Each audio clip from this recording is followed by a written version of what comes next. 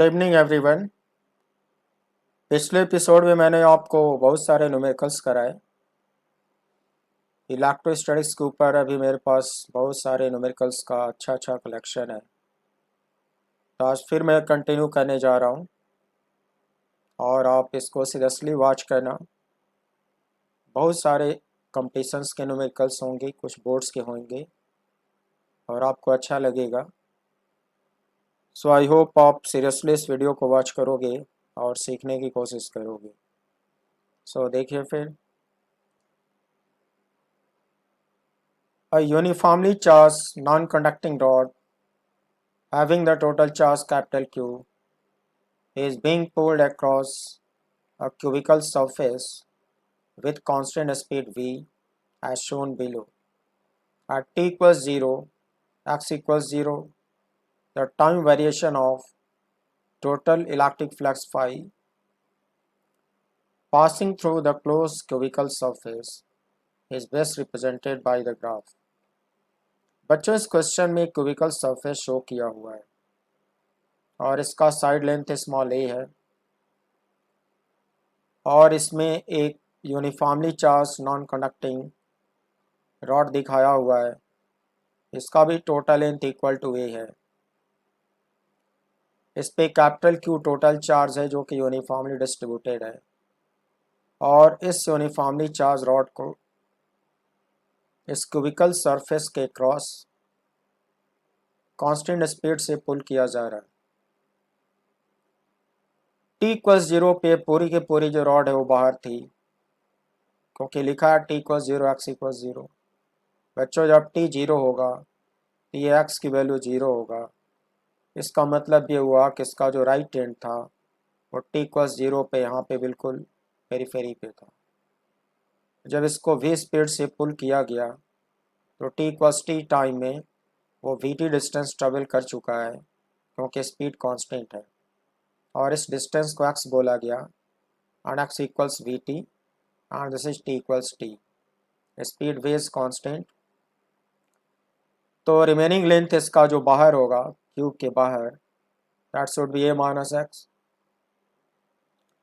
बच्चों, जब इस क्यूबिकल सरफेस के अंदर चार्ज मूव करेगा तो हर मोमेंट पर टोटल जो बाउंड चार्ज होगा वो चेंज होगा।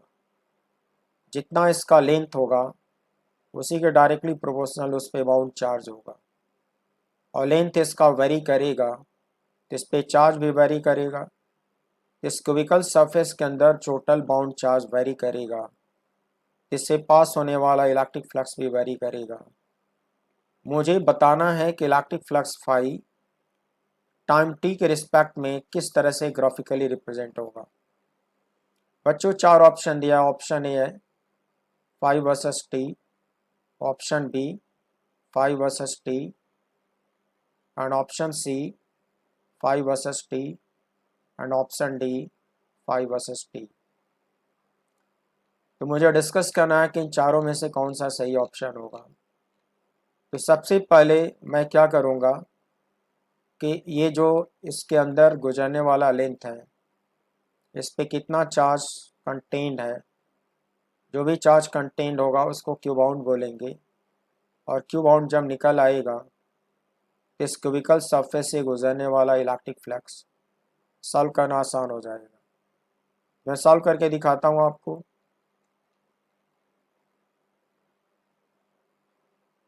For time t lying between 0 to a by v, बटा टी की लोअर लिमिट 0 है, टी का upper limit a by v है। See the below left figure. इसको समझने के लिए ज़रा फिगर देखो।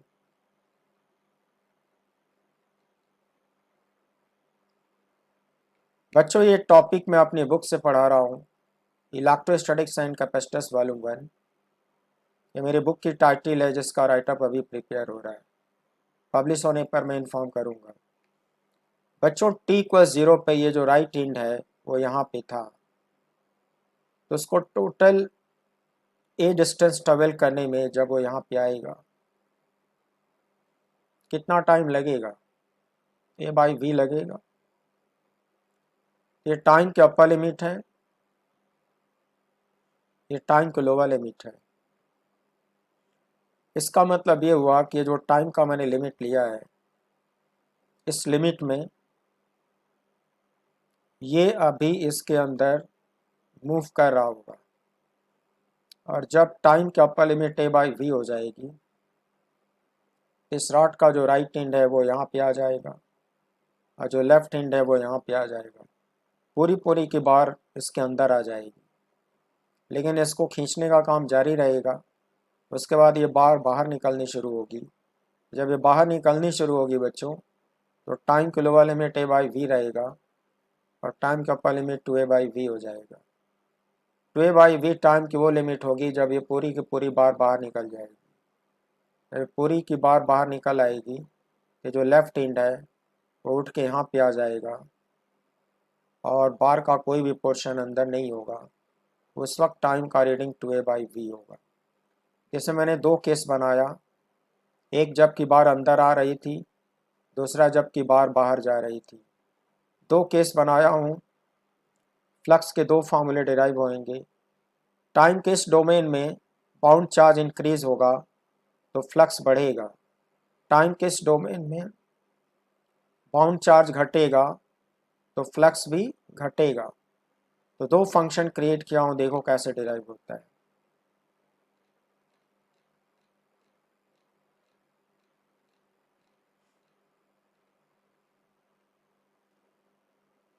For 0 less than t less than a by v, the total charge bound within the cubical surface q bound, that should be q by a into x।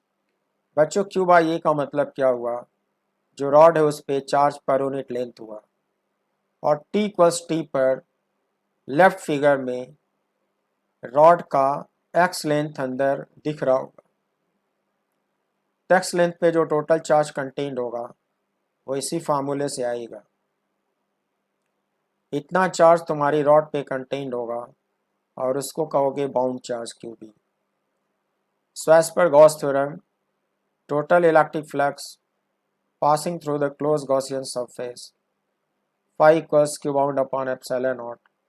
q bound की value यहाँ पे put कर डाला, epsilon naught से divide किया, but x equals v t, so put या v t as phi equals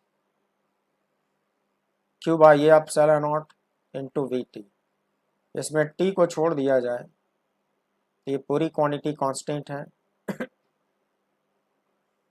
then you can say phi directly proportional to time t। बच्चों t पे पावर 1, फाई पे पावर 1, मैथ में पढ़ते हो कि लीनियर एक्सप्रेशन होगा। फाई वर्सेस टी का जो ग्राफ होगा वो होगा straight line passing through origin with positive slope. ये पूरा का पूरा कोएफिशिएंट पॉजिटिव स्लोप कहलाएगा और ग्राफ लीनियर होगा, straight line passing through origin होगा। Is it? बच्चों चार में से देखो कौन सा ऑप्शन होगा। पॉसिबिलिटी चेक करो चार में से कौन सा। ये तो स्ट्रेट लाइन है नहीं, ये भी स्ट्रेट लाइन नहीं है और ये स्ट्रेट लाइन है। बच्चों चारों में से इसी के सही होने का चांस है। शुरू में क्या होगा? फ्लक्स बढ़ेगा, ग्राफ होगा straight line passing through origin with positive slope. इसका थीटा लेस देन 90 है तो स्लोप इसका पॉजिटिव होगा। जब पूरी की पूरी बार अंदर चली जाएगी तो चार्ज बाउंड मैक्सिमम हो जाएगा और फ्लक्स भी मैक्सिमम हो जाएगा। जब बार बाहर निकलना शुरू करेगी तो चार्ज घटेगा और फ्लक्स भी घटेगा। सेकेंड पार्ट को चेक करता हूँ कि ये सही है कि गलत है, फिर इसको हम लोग टिक मार लेंगे। तो देखो इसकी एनालिसिस आगे कैसे होगी। For time domain a by v less than t less than 2a by v. बच्चे ये डोमेन है जब रॉड बाहर निकाली जा रही है, बाउंड चार्ज घटता जाएगा और फ्लक्स भी घटता जाएगा। सी द बिलो राइट फिगर। माना कि किसी टाइम t पर रॉड का ए लेंथ क्यूब के भीतर दिख रहा होगा। ए लेंथ पे कितना बाउंड चार्ज होगा? Charge per unit length again r into L, this will give you instantaneous bound charge on the rod। और L की वैल्यू बच्चों डायग्राम से समझो। एल की वैल्यू आएगी a minus x minus a, that is 2a minus x. मैं diagram में दिखाता हूँ, देखो इस राइट फिगर को देखो। किसी मोमेंट पर ए लेंथ क्यूब के अंदर रह गया, रॉड का जो राइट एंड है वो क्यूब के बाहर यहाँ तक आ चुका है। हम लोग को पहले से पता है कि रॉड का जो लेंथ इक्वल टू ए है।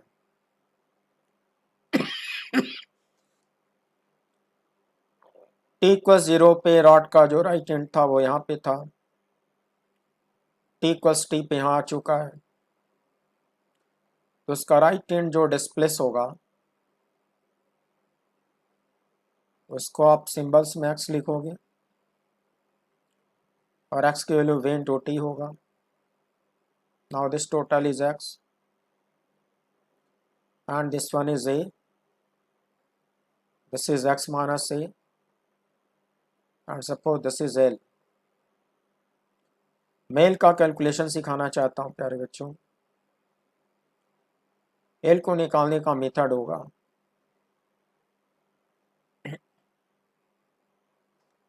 मुझको पता है कि ये टोटल डिस्टेंस स्मॉल ए है, इसमें से अगर x माइनस ए को सब्ट्रैक्ट किया जाए एल की वैल्यू सॉल्व हो जाएगी,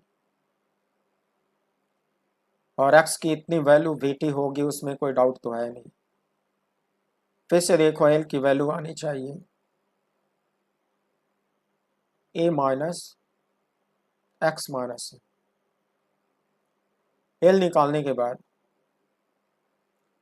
जो भी चार्ज इसके ऊपर होगा वही इस क्यूब के अंदर बाउंड चार्ज होगा। तो देखो एल का कैलकुलेशन मैं कर रहा हूँ यहाँ पे। Q bound is Q by A into L at any moment t, and L equals A minus x minus A, that is 2A minus x, implies L equals 2A minus Vt, and x is Vt।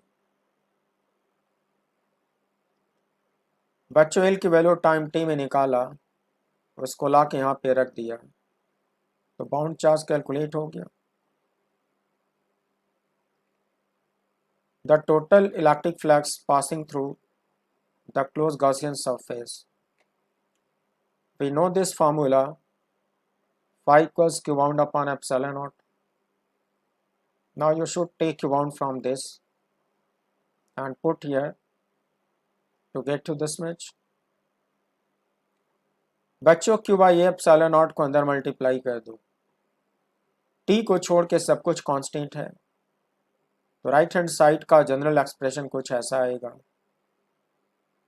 Phi equals K1 minus K2T, where K1 and K2 are positive constant, या T power 1 phi power 1, so linear relation आएगा। बच्चों quantity geometry में इस coefficient को slope कहते हैं, slope तो negative आएगा, इसको इंटरसेप्ट ऑन वाई एक्सिस कहते हैं, ये तो पॉजिटिव आएगा। फिलहाल फाई वर्सेस टी का ग्राफ बच्चों कैसा आएगा, straight line with negative slope but not passing through origin. बच्चों ग्राफ आएगा straight line with negative slope but not passing through origin.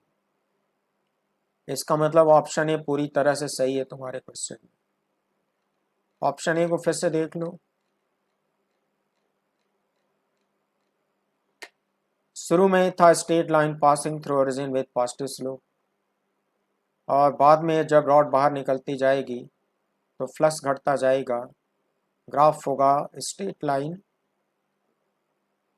With negative slope and not passing through origin.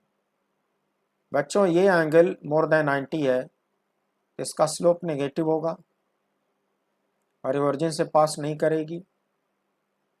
शुरू में इसका slope positive होगा क्योंकि angle less than 90 है,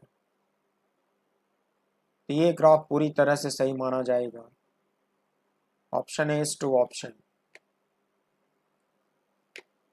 next question, in the shown below diagram, a point charge q is placed inside a closed cylindrical surface Find out the electric flux passing through the circular face S1, through the circular face S2 and through the chord surface S3. बच्चों इस diagram में एक close cylindrical surface दिखाया हुआ है, उसका total length 3L और radius L, circular face S2, circular face S1 and this chord surface is S3. तीनों से गुजरने वाला इलेक्ट्रिक फ्लक्स अलग अलग पूछा है। और प्यारे बच्चों जो इस सिलेंडर का एक्सिस है तो लेफ्ट फेस से L डिस्टेंस पर एक पॉइंट चार्ज क्यू यहाँ पे रखा हुआ है। तो मैं आपको S1, S2, S3 से फ्लक्स निकालना सिखा रहा हूँ। याद रखना इसका रेडियस है इक्वल टू L। इसमें मैं एक फार्मूला यूज़ करूँगा जो मैं पिछले एपिसोड्स में डिराइव कर चुका हूँ। In the shown below diagram we already know S1 is forming the solid angle delta omega 1 at the vertex of the left cone and S2 is forming solid angle delta omega 2 at the vertex of the right cone. The charge Q is exactly placed at the vertex, hence the electric flux passing through the face S1. देखो बच्चों ये formula मैं already derive किया हूँ, पहले मैं diagram आपको समझा दूँ। पिछले एपिसोड्स का रिवीजन करोगे तो ये फार्मूला दिख जाएगा। बच्चों इस डायग्राम में अगर इस सर्कुलर फेस के पेरिफेरी को क्यू से मिला दिया जाए तो एक कोनिकल स्ट्रक्चर यहाँ पे फॉर्म होगा। राइट सर्कुलर कोन माना जाएगा कि वर्टेक्स पे चार्ज क्यू रखा हुआ है। ये जो पॉइंट चार्ज है इसे इलेक्ट्रिक फील्ड की लाइन हर डायरेक्शन में निकलती हैं, रेडियली आउटवर्ड, ये सब हम लोग पढ़ चुके हैं। यानी कि कुछ लाइन S3 को पेनिट्रेट करेंगी रेडियली ऐसे, कुछ लाइन से S1 को पेनिट्रेट करके जाएंगी बाहर एज इट, और कुछ इलेक्ट्रिक फील्ड की लाइन S2 को पेनिट्रेट करके जाएंगी बाहर।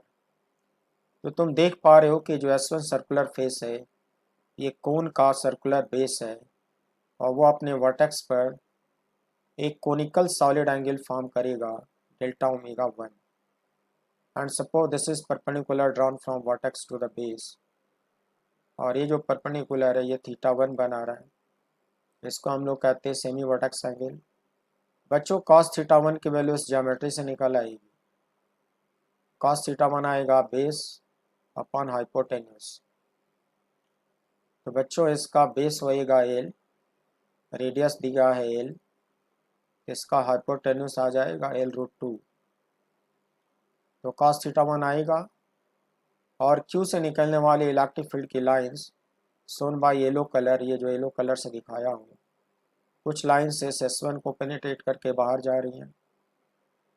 इस कोनिकल स्पेस में जितनी इलेक्ट्रिक फ्लक्स की लाइन S1 को पेनिट्रेट करके ये बाहर जा रही हैं, इसका डेरिवेशन में दे चुका हूँ बच्चों डेल्टा ओमेगा 1 के टर्म में और Q के टर्म में। ये सारा का सारा फ्लक्स जो S1 से पास कर उसका फॉर्मूला मैं दे चुका हूँ। The charge Q is exactly placed at the vertex, hence the electric flux passing through the face S1 phi1 equals Q upon 2 epsilon naught 1 minus cos θ1।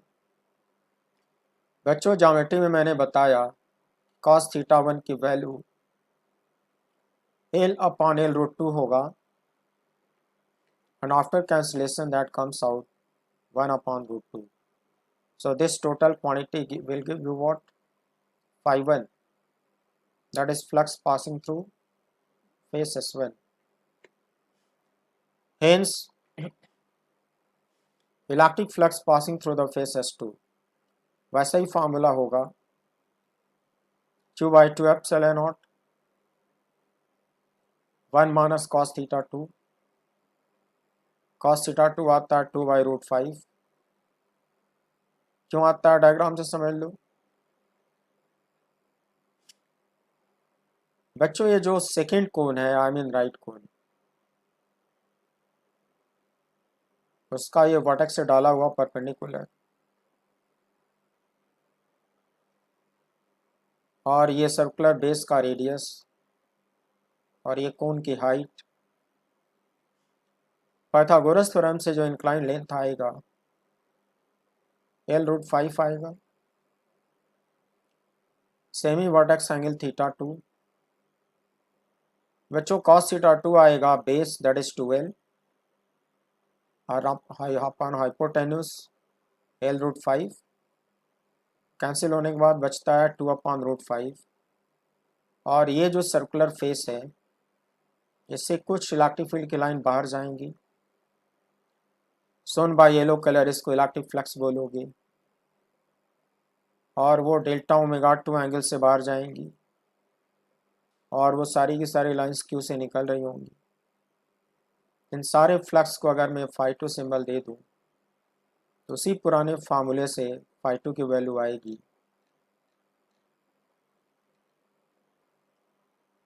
Q/2 epsilon not 1 minus cos θ2 and cos θ2 is 2/√5 and this is your answer for the φ2. Is it? अब बच्चों मैं कुछ electric field की lines ऐसे इसके curvilinear surface को penetrate करके बाहर निकलेंगी और कर्वलीनियर सरफेस को S3 सिंबल दिया हुआ है, ऐसे ऐसे जाएंगी बाहर, सिंबल S3 दिया है। अच्छा ध्यान से देखो, S1 S2 और S3 मिलकर एक क्लोज सिलेंड्रिकल सरफेस बना रहे हैं। क्लोज सरफेस के लिए गॉस लॉ अप्लाई होता है। हम इन तीनों मिलकर क्लोज सरफेस बनाएंगे तो टोटल फ्लक्स जो तीनों से गुजरेगा वो बाउंड चार्ज Q/ε0 होगा। तो उसको अदरवाइज हम लोग ऐसे लिख सकते हैं बच्चों, as per Gauss theorem the total electric flux passing through the closed cylindrical surface phi E equals phi1 plus phi2 plus phi3 equals Q bound upon epsilon naught, and Q bound is only Q. Is it? Where phi3 is the electric flux passing through the curved surface. Hence phi3 can be written as Q by epsilon naught minus phi1 plus phi2. बच्चों phi1 की value ऊपर निकाल चुकी हो, उसको ला के यहाँ पे रख दो। phi2 की वैल्यू भी ऊपर निकाल चुके हो, उसको ला के यहाँ रख दो। phi1 और phi2 की वैल्यू रख दो और तुम देखोगे कि Q/2 एप्सिलॉन नॉट इन दोनों जगह से कॉमन आएगा। कॉमन ले लो, एक ब्रैकेट ये बचेगा, दूसरा ब्रैकेट ये बचेगा। बच्चों 1 + 1 2 होगा, जब 2 को इससे मल्टीप्लाई करोगे तो खाली Q/ε0 बचेगा और इसके साथ कैंसिल हो जाएगा। फाइनली क्या होगा, ब्रैकेट में ये दो टर्म आएंगे, इन दोनों से नेगेटिव कॉमन ले लो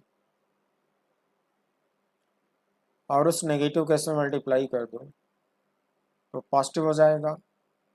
तो ब्रैकेट के बाहर बचेगा Q/2 एप्सिलॉन नॉट और ब्रैकेट के अंदर आएगा 1/√2 प्लस 2/√5। ये पूरा का पूरा जो क्वांटिटी है वो फ्लक्स phi3 का आंसर होगा। तो बच्चों इस तरह से ये क्वेश्चन सॉल्व होता है। ये क्वेश्चन बहुत इंपॉर्टेंट है, कुछ साल पहले जेईई एडवांस में पूछा था, अभी रिसेंटली इसको जेईई मेन में पूछा है। आर्काइव में दिख जाएगा, सॉल्व कर लेना। phi3 मैंने निकाल डाला। One more question, in the shown below diagram point charge plus Q is placed in the plane of the open mouth of a hemisphere. Find out the electric flux passing through the hemispherical surface. बच्चों इसमें एक hemispherical surface है और नीचे से जो surface है curve surface वो सॉलिड है और माउथ इसका ओपन है, खुला हुआ है। इस ओपन माउथ के प्लेन में यहाँ पे एक प्लस क्यू रखा है। ये जो सॉलिड सरफेस है सोन बाई पर्पल कलर, इससे गुजरने वाला इलेक्ट्रिक फ्लक्स पूछा है। इसको सॉल्व करने का बेस्ट मेथड ये होगा, एक identical hemispherical surface inverted position में इसके ऊपर रख दिया जाए।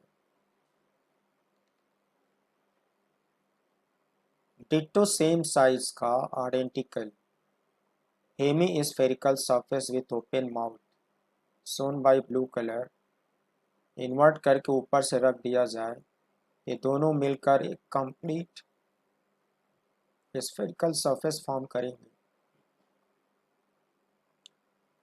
प्लस क्यू की पोजीशन दोनों के लिए सिमेट्रिक मानी जाएगी।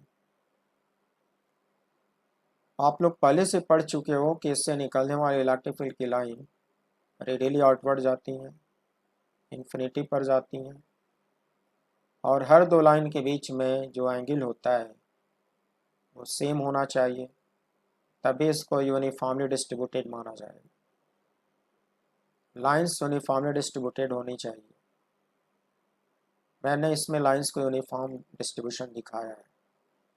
अब बिल्कुल साफ साफ समझ में आ रहा है कि प्लस क्यू की पोजीशन अपर हेमिस्फीयर और लोअर हेमिस्फीयर दोनों के लिए सिमेट्रिक है। तो जितनी लाइन अपर हेमिस्फीयर को पेनिट्रेट करेंगी, सेम टू सेम उतनी ही लाइन लोअर हेमिस्फीयर को पेनिट्रेट करेंगी। इसका मतलब जितना फ्लक्स ऊपर से गुजरेगा उतना ही फ्लक्स नीचे से गुजरेगा, और दोनों का मिला के क्लोज सरफेस होगा, क्लोज गॉसियन सरफेस होगा। उससे पास होने वाला total flux Q bound upon epsilon not होगा। इसको सॉल्व करने का मेथड ऐसा होगा,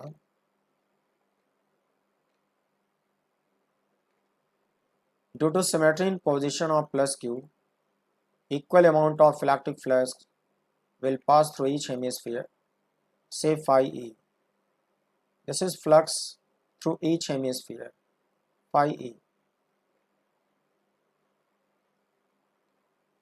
Then as per Gauss theorem, total electric flux passing through both hemispheres taken together, that should be twice phi e, and it should be q bound upon epsilon naught, but bound charge is only q, it should be q by epsilon naught. Then phi e equals q upon 2 epsilon naught. बच्चों इससे पता चलता है कि each hemisphere से गुजरने वाला flux q by 2 epsilon naught होगा। देखो ये सॉल्व हो गया।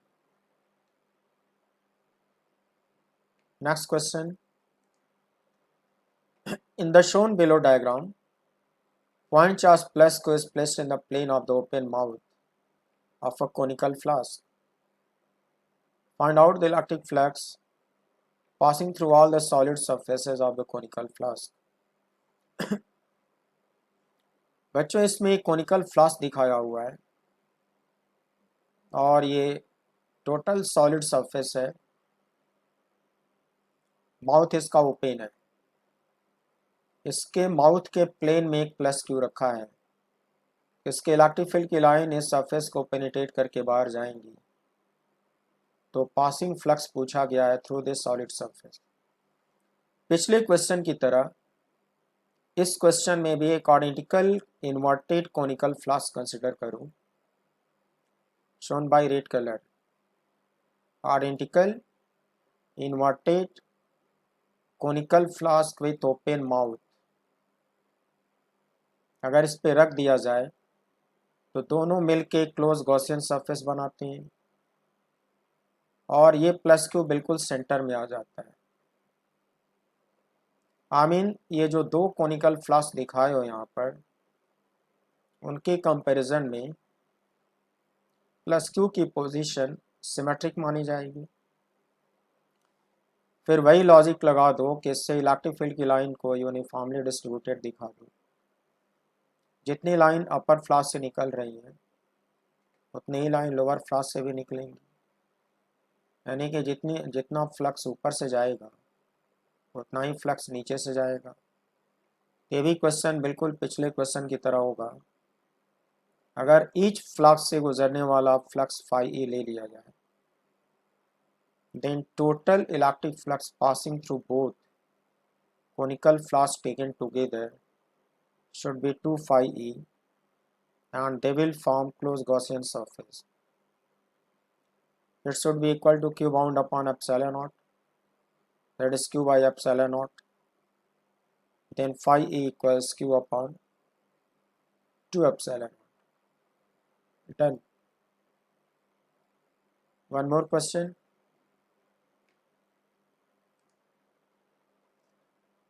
In the shown below diagram, point charge plus q is placed above the plane of the open mouth of a cylinder. Find out the electric flux passing through all the solid surfaces of the cylinder. बच्चों, इसमें एक cylinder दिखाया हुआ है, नीचे वाले surface solid है, mouth इसका खुला है। इस ओपन माउथ से थोड़ा ऊपर एक प्लस क्यू चार्ज रखा हुआ है। इसके इलेक्ट्रिक फील्ड की लाइन हर डायरेक्शन में जाएंगी, रेडियल जाएंगी, ये कॉन्सेप्ट आपको पता है।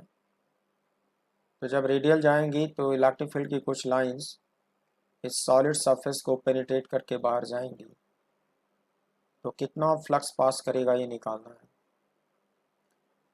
पिछले क्वेश्चन की तरह इसमें भी आइडेंटिकल सिलेंडर को इन्वर्ट करके ऊपर से डाला जाए। Shown by purple colour, identical cylinder shown by purple color in inverted position with open mouth exactly placed over it. Now both will form closed Gaussian surface having bound charge q. तो दोनों से गुजरने वाला total flux q by epsilon not होगा। बच्चों, जो electric field की lines दिखाते हो यूनिफॉर्म स्पेसिंग पे दिखाती हो, क्योंकि माना जाता है कि लाइन, हर दो लाइन के बीच में बनने वाला एंगल सेम होना चाहिए, यूनिफॉर्मली स्प्रेड होती हैं।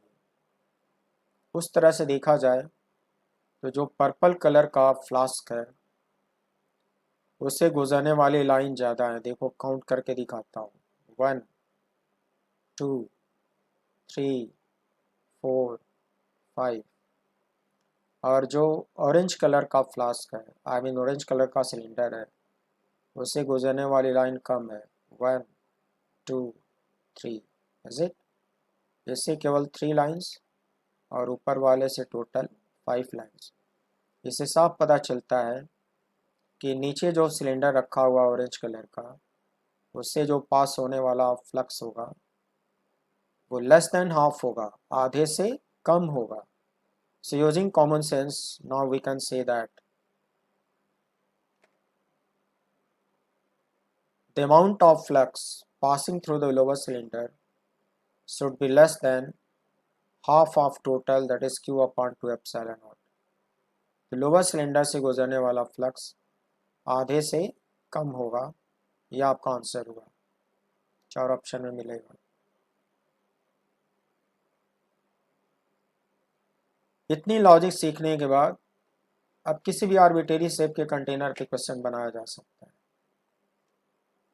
बच्चों, क्वेश्चन में ये बोला गया, इन the shown below diagram point charge plus Q is placed in the plane of the open mouth of an arbitrary container. Find out the electric flux passing through all the solid surfaces of the arbitrary container. टेढ़े मेढ़े shape का एक arbitrary container दिखाया हुआ है, but इसका mouth open है, खुला है। उसके माउथ के प्लेन में एक पॉइंट चार्ज प्लस क्यू रखा हुआ है। इसके इलेक्ट्रिक फील्ड की लाइन इस कंटेनर को पेनिट्रेट करके बाहर जाएंगी। आमीन इसके सॉलिड सरफेस से इलेक्ट्रिक फ्लक्स पास करना चाहिए। तो इसको एस्टिमेट करने का वही पुराना मेथड, आइडेंटिकल शेप का जो कंटेनर है उसको इन्वर्टेड पोजीशन में पलट के ऊपर से लगा दिया जाए, जिसका माउथ खुला है। Shown by red colour. तो बच्चों, दोनों मिलकर एक क्लोज गॉसियन सरफेस बनाएंगे और दोनों के रिस्पेक्ट में प्लस को सिमेट्रिक पोजीशन में आ जाएगा। जब प्लस को बिल्कुल सिमेट्रिक पोजीशन में आएगा तो जितनी लाइन ऊपर वाले को पेनिट्रेट करेंगी उतनी लाइन नीचे वाले को भी पेनिट्रेट करेंगी, यानी कि जो टोटल फ्लक्स दोनों से पास करेगा उसका आधा नीचे से जाएगा और आधा ही ऊपर से जाएगा। तो ईच कंटेनर से पास होने वाला जो फ्लक्स है उसको मैंने फाई ई सिंबल दिया, तो दोनों को मिला के गुजरने वाला टोटल फ्लक्स 2 फाई ई होना चाहिए। So as per Gauss theorem, total electric flux passing through both containers taken together 2 phi e equals q bound upon epsilon naught, that is q upon epsilon naught। अब बच्चों 2 से divide कर दो, जब 2 से divide करोगे फाई ई की value आती है q अपॉन 2 एप्सिलॉन नॉट। तो ये क्वेश्चन एक ही जैसे हैं, मतलब 3-4 क्वेश्चन लगभग एक ही जैसे हैं। इसमें लॉजिक यही है कि आप सिमेट्री का कॉन्सेप्ट यूज़ करोगे तो ये सॉल्व हो जाएगा। इसमें कंटेनर की ज्योमेट्री और शेप मैटर नहीं करेगा, उसको समझाने की यहाँ पे कोशिश करेंगे। Then one more question, point charge Q is placed vertically above the center of a horizontal square surface as shown below.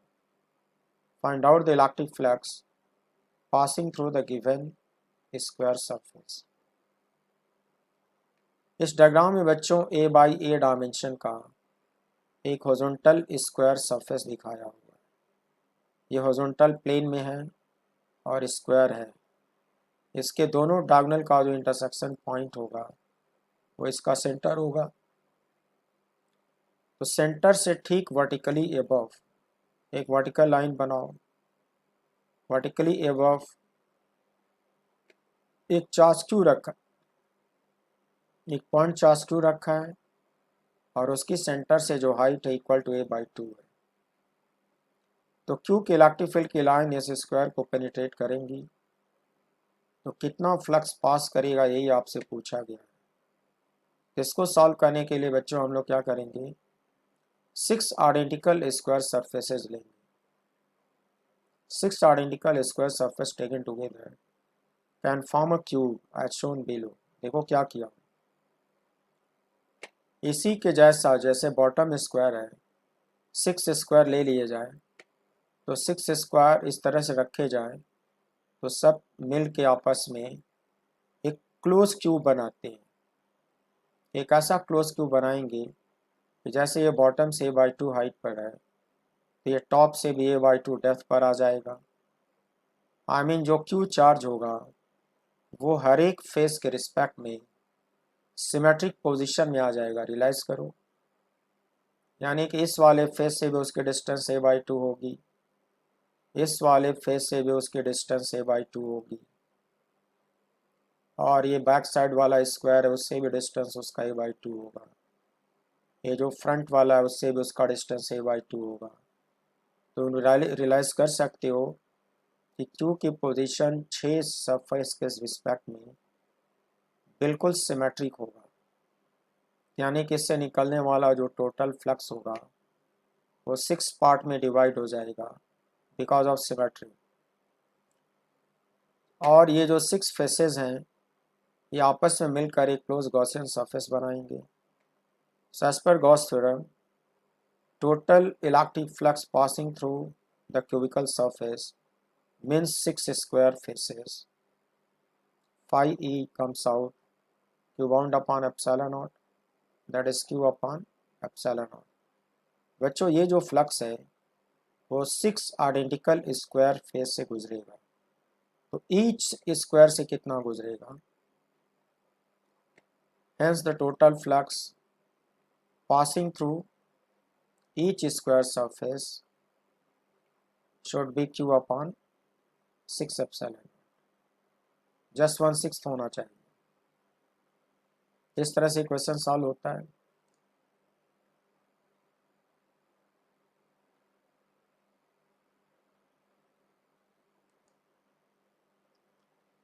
बच्चों इस क्वेश्चन को देखो आप, इस क्वेश्चन में ये बताया गया, in a free space the electric field is given as E vector equals C naught into 1 plus x square by a square into k cap, where E naught and small a are positive constants. Find out the total electric flux passing through the square area as shown below. बच्चों इसको देख कर लगता है कि अगर ये पूरा का पूरा पॉजिटिव है then electric field vector will be parallel to k cap, means k cap is towards positive z direction. It means आपके इस क्वेश्चन में इलेक्ट्रिक फील्ड का डायरेक्शन फिक्स है और वो k कैप के पैरेलल है, यानी कि पॉजिटिव z डायरेक्शन में डायरेक्शन फिक्स है, लेकिन इसका मैग्नीट्यूड x कोऑर्डिनेट पर डिपेंड करेगा क्योंकि ये तो कांस्टेंट है, सिर्फ x वेरिएबल है। तो क्वेश्चन में ये XY कार्टेशियन कोऑर्डिनेट प्लेन दिखाया हुआ है। बच्चों right handed Cartesian coordinate system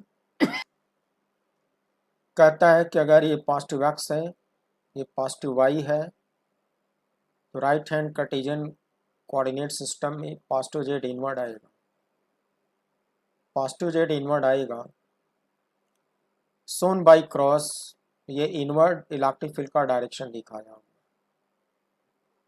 इसमें ओरिजिन को टच करता हुआ एक स्क्वायर दिखाया हुआ है a बाई ए। स्क्वायर से पास होने वाला टोटल फ्लक्स आपसे पूछा हुआ है।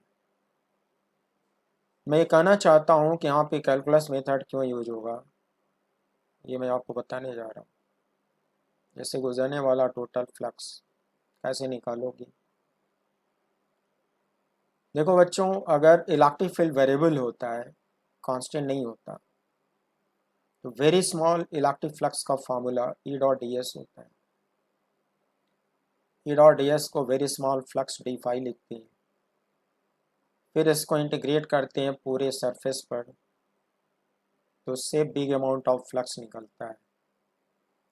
मैं आपको ये बताना चाहता हूँ कि डी एस को कैसे सेलेक्ट किया जाए। डी एस को very small surface area vector बोलते हैं। इसको सेलेक्ट करने का मैथमेटिकल मेथड होता है कि डी एस वैक्टर को इस प्रकार से सेलेक्ट किया जाए कि उसके एवरी पॉइंट पर इलेक्ट्रिक फील्ड की वैल्यू ऑलमोस्ट सेम रहे। जैसे समझो, डी एस वैक्टर को इस प्रकार से सेलेक्ट किया जाए उसके एवरी पॉइंट पर इलेक्ट्रिक फील्ड की वैल्यू ऑलमोस्ट सेम रहे। चूँकि इलेक्ट्रिक फील्ड एक्स का फंक्शन है, तो डी एस इस प्रकार से लेना चाहिए उसके हर पॉइंट का एक्स कोऑर्डिनेट ऑलमोस्ट सेम रहे। और एक्स कोऑर्डिनेट ऑलमोस्ट सेम रहने का मतलब एक पतली सी रेक्टेंगुलर स्ट्रिप लेनी होगी। डी एस वैक्टर के लिए उस स्क्वायर प्लेन में एक very thin rectangular vertical strip काटनी पड़ेगी और उस स्ट्रिप का जो एरिया वेक्टर होगा वो डी एस होगा, जो कि मैं डायग्राम में दिखा रहा हूँ। तो बच्चों डी एस लेने का तरीका ये हुआ कि वाई एक्सिस से एक्स डिस्टेंस पर डी एस थिकनेस का वेरी थिन वर्टिकल स्ट्रिप काट ली जाए। ये इतनी पतली स्ट्रिप है कि इसके हर पॉइंट का एक्स कोऑर्डिनेट ऑलमोस्ट सेम होगा, इसके हर पॉइंट पर इलेक्ट्रिक फील्ड ऑलमोस्ट सेम होगा, और ये रेक्टेंगुलर एरिया है, प्लेन है, ये वेक्टर होगा। अब इसके डायरेक्शन की दो पॉसिबिलिटी होगी। इसका डी एस वैक्टर या तो आउटवर्ड भी हो सकता है या फिर इनवर्ड भी हो सकता है। एरिया वेक्टर अपने प्लेन पे परपेंडिकुलर होता है। For the sake of convenience मैं इसके एरिया वेक्टर को इसके प्लेन पर परपेंडिकुलर इनवर्ड मान लेता हूँ। अगर मैं इस वेक्टर के इनवर्ड मान लेता हूँ तो इससे गुजरने वाले फ्लक्स का मैग्नीट्यूड आ जाएगा। ये ओपन एरिया है, इसलिए मैं फ्लक्स के मैग्नीट्यूड में इंटरेस्टेड हूँ। क्लोज सरफेस नहीं है ये जस्ट एक प्लेन सरफेस है, इसको ओपन सरफेस मानेंगे। तो मैं फ्लक्स का मैग्नीट्यूड निकालने के लिए डी एस वैक्टर को भी इनवर्ड मान लेता हूँ। इसके मैग्नीट्यूड को k कैप से मल्टीप्लाई कर दिया। बच्चों इस एरिया का मैग्नीट्यूड आएगा ए डी एक्स, इसका लेंथ हुआ स्मॉल ए, इसका विड्थ हुआ डी एक्स, एरिया का मैग्नीट्यूड हुआ ए डी एक्स, डायरेक्शन होगा पैरेलल टू k कैप। स्क्वायरो लगा के वेक्टर में लिखोगे क्या आएगा, a d x k cap. अब इससे गुजरने वाला electric flux d phi very small होगा, फार्मूला होगा उसका ई डॉट डी एस। तो मैं डी एस वैक्टर लिखना सिखाया, अब इसको इंटीग्रल में ले चलो। ई वेक्टर को रिपीट कर डालो ब्रैकेट में, फिर डॉट लगा दो, फिर ds वेक्टर को लिख डालो। अब k कैप यहाँ भी है, k कैप यहाँ भी है, डॉट लेना सीखे हो कि दोनों जेड कंपोनेंट आपस में मल्टीप्लाई हो जाएंगे। इसको इंटीग्रेट करना होगा पूरे स्क्वायर पर, इसको सरफेस इंटीग्रल बोलते हैं। पूरे स्क्वायर सरफेस को कवर करने के लिए x की लोअर लिमिट 0 होगी और x की अपर लिमिट a होगी। तो पहले तो मैंने डॉट ले लिया, इन दोनों को मल्टीप्लाई कर दिया, कांस्टेंट E0 इंटू a होगा, इसको बाहर निकाल लिया, x की लिमिट ऑपरेट कर दिया। फिर क्या होगा, dx को 1 में मल्टीप्लाई करो, फिर dx को x स्क्वायर में मल्टीप्लाई करो, तो 1 इंटू dx का इंटीग्रल x होगा और x स्क्वायर dx का इंटीग्रल x क्यूब बाई 3 होगा और a स्क्वायर से डिवाइड कर दिया, लिमिट 0 टू a लगा दी। अब ये होगा पहले x की जगह पे अपर लिमिट, फिर माइनस x की जगह पे lower limit, upper limit minus lower limit, solve करो इसको। बच्चों जब x की जगह पे अपर लिमिट a रखोगे तो a क्यूब a स्क्वायर से कट के यहाँ a बाई 3 आएगा और यहाँ पे डायरेक्ट a आएगा। तो अपर लिमिट पर ब्रैकेट में आएगा a प्लस a बाई 3 और ये तो पहले से बाहर है। लोअर लिमिट पे दोनों की वैल्यू 0 हो जाएगी, इसको सॉल्व करोगे तो आएगा 4 बाई 3, मल्टीप्लाई करोगे क्या आएगा 4 by 3 E0 into a square. Square से गुजरने वाला total flux 4 by 3 E0 into a square आएगा और ये तुम्हारा आंसर होगा। प्यारे बच्चों एक क्वेश्चन और देखो, इस तरह क्वेश्चन बहुत पॉपुलर है कॉम्पिटिशन्स के लिए। In a free surface the electric field is given as E vector equals ky square k cap, where k is a positive constant. Equation to the shown parabolic curve is y equals x square, where c is a positive constant. Find out the total electric flux passing through the area segment enclosed by the curve y equals x square, the ordinate x equals a, and the x-axis as shown below. बच्चों इस question को देखकर लगता है कि ये electric field का magnitude positive है क्योंकि के पॉजिटिव है। जब ये कोएफिशिएंट पॉजिटिव स्केलर है तो ये दोनों वेक्टर पैरेलल होंगे। I mean electric field will be parallel to k cap, that is along positive z direction. तो इलेक्ट्रिक फील्ड का डायरेक्शन तो फिक्स हो गया along positive z, लेकिन मैग्नीट्यूड y पे डिपेंड करेगा। अब मैं एरिया को स्पेसिफाई कर रहा हूँ, कैसे पूछा है बच्चों, मैंने इसको पॉजिटिव x दिखाया, इसको पॉजिटिव y दिखाया। तो right handed Cartesian coordinate system में पॉजिटिव z आउटवर्ड आएगा, इनवर्ड नहीं होगा। पॉजिटिव z इस बार आउटवर्ड आएगा, सोन बाई पर्पल डॉट्स। ये जो डॉट्स हैं बच्चों, ये इलेक्ट्रिक फील्ड का डायरेक्शन रिप्रेजेंट करेगा और इलेक्ट्रिक फील्ड को मैंने कैसे दिखा दिया, along positive z means outward. अब उसमें एक पैराबोलिक कर्व दिखाया हुआ है, इक्वेशन गिवन है y इक्वल्स एक्स स्क्वायर। ये parabola passing through origin, concave upside ऐसे बनेगा और एक वर्टिकल ऑर्डिनेट बोला x इक्वल्स a और एक बाउंड्री उसका डायरेक्ट x एक्सिस हो गया। बच्चों क्वेश्चन की डिमांड है कि find out electric flux passing through the area enclosed by the parabola, the vertical ordinate and the x axis। बच्चों कर्सर घुमा रहा हूँ, ये जो घिरा हुआ एरिया है, इस एरिया से गुजरने वाला इलेक्ट्रिक फ्लक्स आपसे पूछा है, ये आपका क्वेश्चन। तो आपको समझ में आ गया होगा कि इलेक्ट्रिक फील्ड y का फंक्शन है, वेरिएबल है। तो क्वेश्चन तो कैलकुलस मेथड से लगेगा, लेकिन फिर वही है कि ds कैसे सेलेक्ट करोगी। तो मैंने आपको मैथमेटिकल थ्योरी पढ़ा दी है।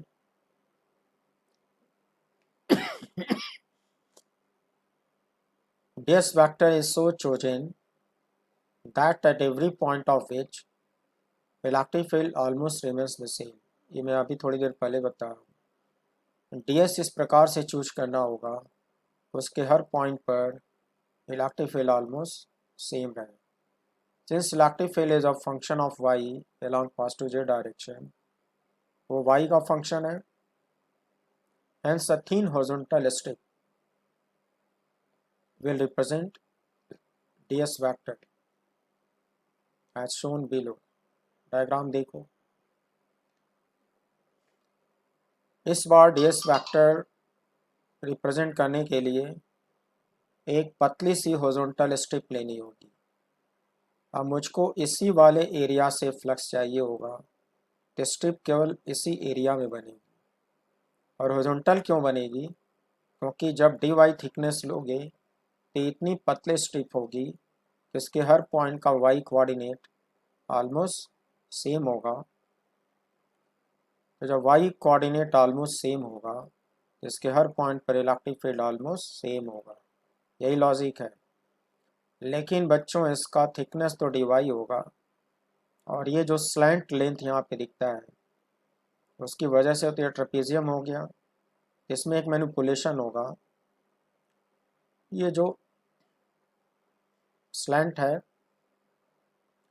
उसके सेंटर पे एक वर्टिकल लाइन बना दी जाए dy हाइट की, इधर का ट्रायंगुलर एरिया एडजस्ट हो जाएगा यहाँ पे, और इसको इतने लेंथ का एक रेक्टेंगल माना जा सकता है।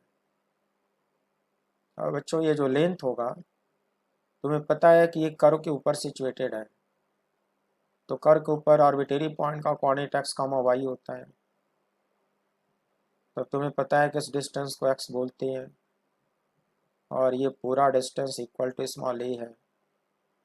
ये जो बचा हुआ लेंथ आएगा वो a माइनस x आएगा। इस स्ट्रिप की जो लेंथ आएगा वो a माइनस x आएगा, और इसका जो विड्थ आएगा वो dy आएगा। स्ट्रिप का एरिया निकल आएगा, और ये स्क्रीन के प्लेन में होगा, इसका डायरेक्शन परपेंडिकुलर होगा। अब परपेंडिकुलर आउटवर्ड भी ले सकता हूँ, इनवर्ड भी ले सकता हूँ, लेकिन मुझको तो फ्लक्स का मैग्नीट्यूड चाहिए। पासिंग फ्लक्स का मैग्नीट्यूड चाहिए, तो मैं इस ds वेक्टर को आउटवर्ड ले लेता हूँ, तो इलेक्ट्रिक फील्ड के पैरेलल हो जाएगा, और ई डॉट ds पॉजिटिव आएगा, फ्लक्स का आंसर पॉजिटिव आएगा। तो इसको मैं कैलकुलस मेथड से कैसे सॉल्व करूँगा? Very small electric flux passing through the shown strip d phi is E dot ds, and ds vector can be written as length a minus x with dy, this is magnitude of area, direction k cap. तो बच्चों, ये ds vector हो गया, और ये vector दिया है। अच्छा, जो पैराबोला का इक्वेशन दिया है उस x की वैल्यू सॉल्व कर लिया। क्वेश्चन में जो x कोऑर्डिनेट है वो पॉजिटिव दिखाया है, तो पॉजिटिव रूट निकाल लिया, तो यहाँ पे x की वैल्यू y में कन्वर्ट कर दिया, अंडर रूट y बाई सी रख दिया, तो ds वेक्टर को y का फंक्शन बना दिया। इलेक्ट्रिक फील्ड पहले से y का फंक्शन दिया है, फिर ई डॉट ds यहाँ पे ला के पुट किया, ये हो गया ई वेक्टर, ये हो गया डॉट, और ये हो गया ds वेक्टर।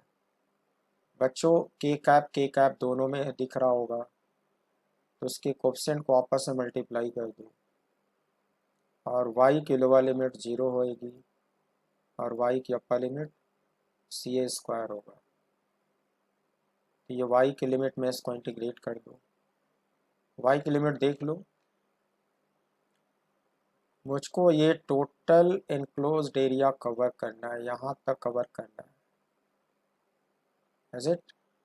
इस वाले डायग्राम में देखो, यहाँ तक टोटल एरिया कवर करना है, और ये है तुम्हारा y हाइट। इस पूरे एरिया को कवर करने के लिए बॉटम से चलना होगा।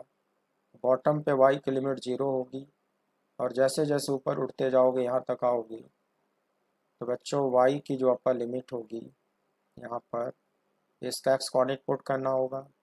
इस पॉइंट का करस्पॉन्डिंग x कोऑर्डिनेट कितना है, इक्वल टू a। यहाँ x की वैल्यू a रख दोगे तो ये y की वैल्यू मिल जाएगी, तो वाई की अपर लिमिट मिल जाएगी कितनी, सी इंटू ए स्क्वायर। देखो फिर से समझो, इस पॉइंट का एक्स कोऑर्डिनेट स्मॉल ए है, यहाँ स्मॉल ए रखोगे, किसी पॉइंट का वाई कोऑर्डिनेट आएगा, आमीनी हाइट आएगी।